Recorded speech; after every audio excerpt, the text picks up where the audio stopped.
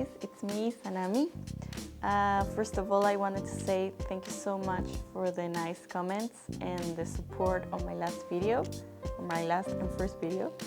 It was so nice to see that you liked it and you enjoyed it, so I'm very happy for that and very excited to keep making some fun and some very good videos for you, and so we can share and talk and, well, keep having fun.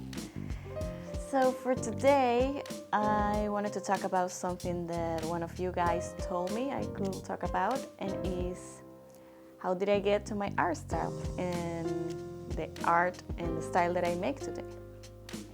So first, I started watching anime, of course. Evangelion was the first anime that I saw that caught my eye. And after that, Inuyasha, of course. I saw Inuyasha on Cartoon Network, and I was totally in love with that show. And I couldn't stop after that. Then I remember watching Naruto. I saw Naruto very late on my life, but I saw it, and I drew Deidara like 40 times or something like that. And of course, that's the part of the story that got me directly to the art style that I make today. But as I said before, the first drawings that I did were about tigers and some animals and some like normal girls, stylish girls that I saw on Google or Facebook or whatever. But directly, the thing that pointed me to the art style that I make today were those first anime that I saw. So Inuyasha, Evangelion, Naruto. After that, I think I saw Fullmetal Alchemist. And of course, I fell in love, and again I drew those characters hundreds of times. And that's also part of the practice. So beside that, I also really love video games. And that's the point where you say, well, it doesn't make that much sense that I use the video games as inspiration to my art style, but that's the thing. Sometimes the things that you like and the content you see and those things that gives you inspiration for your own art are not even alike to what you make. The inspiration for your own art style is just that thing that pops in your mind and makes that click that makes you start making something. And that's why I emphasize that part, because it doesn't have to be related. You have this big yard of the things that you like, experiences, places that you went to, people, movies, music, whatever, that all mix together. And you take bits and pieces of that and create your own thing. So, of course, at first I started mimicking anime style, exactly how I saw it, big eyes, cell shading, huge face and weird square hair maybe. So yeah, I started like that to practice, and first of all start like properly drawing, right, to make the anatomy correctly, and etc. After that, I started putting in a bit of the things that I like about video games, for example. So one of the games that I most loved in this world is The Witcher 3 and Skyrim, Halo, Zelda games. And they have these big, beautiful fantasy worlds that have nothing to do with anime directly, like the traditional anime style, of course. And I love it. And most of my life, when I'm not drawing and not cooking, I'm playing video games. And also one of my favorite games that I absolutely love and I'm playing right now, actually currently, is Dark Souls. And Dark Souls is a very dark and creepy, weird world of suffering and death and despair and darkness. So it doesn't have anything to do with my art style or the big part of the content that I make, that is spicy stuff, right? The plus 18 content. So it doesn't have to be exactly the same. It doesn't have to be, oh, I want to draw about strawberries and I'm only gonna watch and see things about strawberries. No. It's just things that make you feel something. Remember that art, music, dance is about feeling and sharing feelings. So you consume this whole rainbow of things that you see daily in your experiences, the places you went, the people, the food, the music.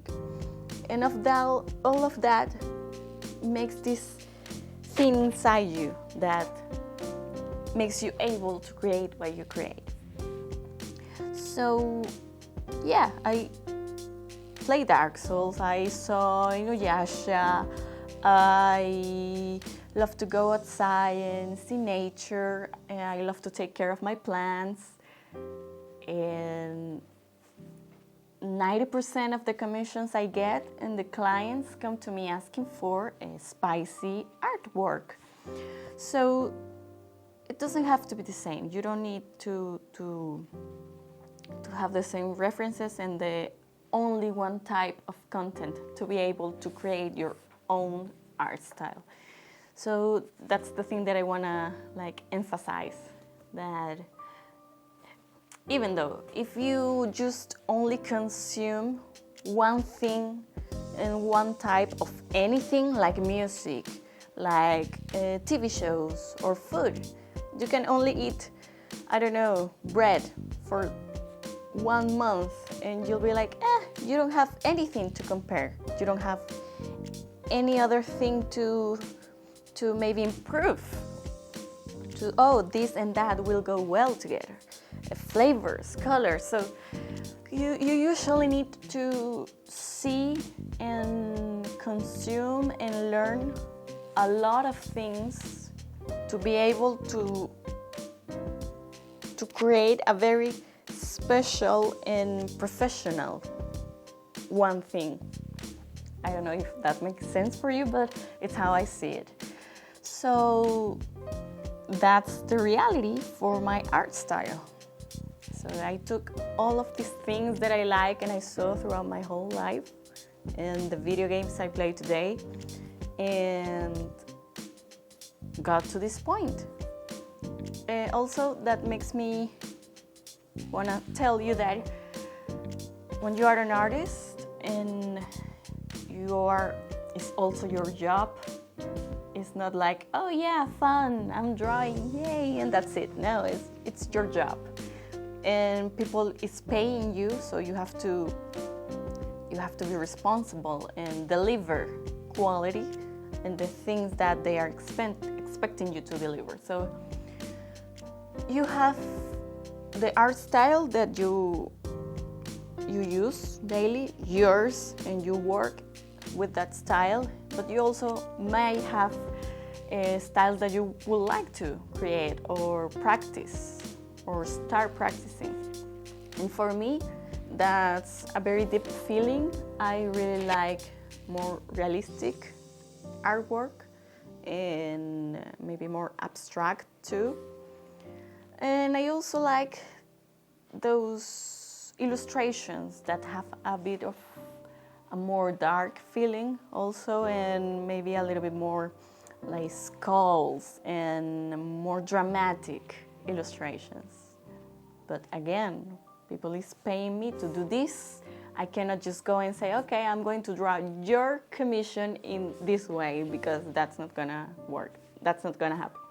So you have to learn how to separate the thing that you already know and make professionally and the thing that you are giving to the public and the other things that you want to learn. And that's why sometimes I use the Patreon content to practice this and to have a little bit more freedom, because I give the patrons the choice, that they can choose maybe the character, the scene, the theme of the month, but I can choose to make it, I don't know, colorful, grayscale, very eccentric looking piece, or a very dynamic angle that I usually don't do.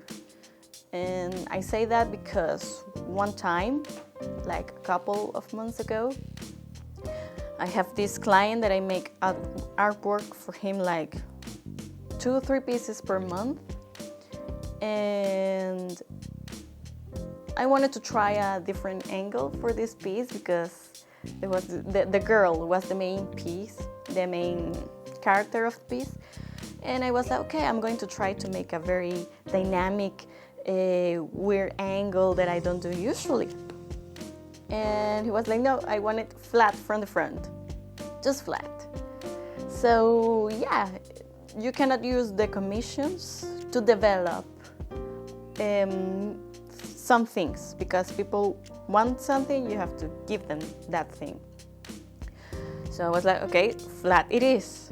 And that's what sometimes you can maybe see some of my commissions that I post and are maybe like always from the front or always flat from the side.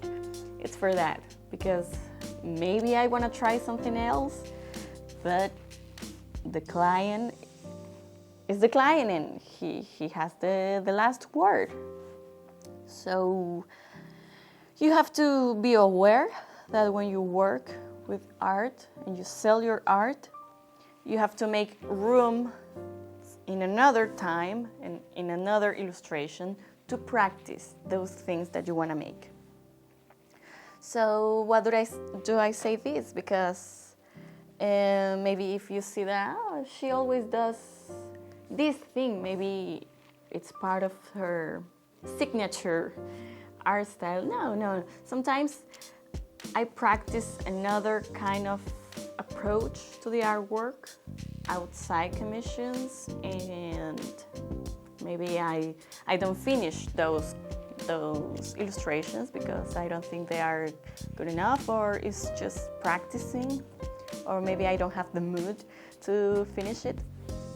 But yeah, all of those things make you come to your specific art style. So you don't have to think about it, first of all. It's not like, oh, I have to find my special thing so people recognize my work. No. It comes naturally and you have to let it just go. You just have to let it be natural. You start practicing and the day you less think about it, it's there. And a friend told me that he knows when he sees my art that it's mine for sure. So yeah, because I think I have a very specific way of coloring and shading, and I know I do make very saturated colors and shadows. I go all the way with the shadows, so that's one thing for sure. And another thing that I could point about my style is that I keep the line work of the traditional anime, but I also give it a more realistic shading, and I render a lot, sometimes way too much, and sometimes I have to hold myself to not keep rendering something that is not worth it. For example, I don't know, I have a commission of 3 characters in a specific scene, and I'm rendering one finger that is not even really visible from afar, that I go with the zoom and zoom it all the way in so I can render it, and it's like nobody's gonna see that. Nobody's gonna know. But I do it for myself. I just like to give quality and to deliver quality to my clients and for myself. I'm true to myself, and I don't like to make mediocre art. And sometimes when I finish maybe like a sketch, the pin sketch that I usually do for Patreon, that is not pink enough sometimes. And when I finish it, because it's a sketch, I am supposed to deliver just a sketch, but I am so perfectionist about it. And sometimes I feel like it's so pretty, she's so pretty, I have to finish it, I have to render it. And then that's why sometimes you see that I post the finished, full colored art of something that I already posted or delivered or whatever. So yeah, our style comes naturally, and it's made of all of your true self, all of the things that you like, and experiences, and also the way that you work. So it's a slow process. I'm still developing some things of my art, and sometimes the way you grow as an artist with your style is slow, and you start putting things on a different angle to maybe get where you want to get. So with my art style, I think I'm pretty much in a solid point of my art, but I'm definitely thinking on changing things and improving things to make it more interesting. I really love concept art, and it's one of my weak spots. I cannot actually make concept art like the way you see concept art, for example, in the cards of Magic the Gathering or League of Legends splash arts. It's just a whole world. And well, for me, from my anime experience, it's very difficult to get to because I'm very used to make a very defined and clean line work. And when you see concept art and you see, for example, a very far background, you have to desaturate and decompose those shapes and colors, and you cannot make the line work for the whole city that you see far, far away. So you just have to go simple in that part of the art so you can focus and give protagonism to the actual thing on the front.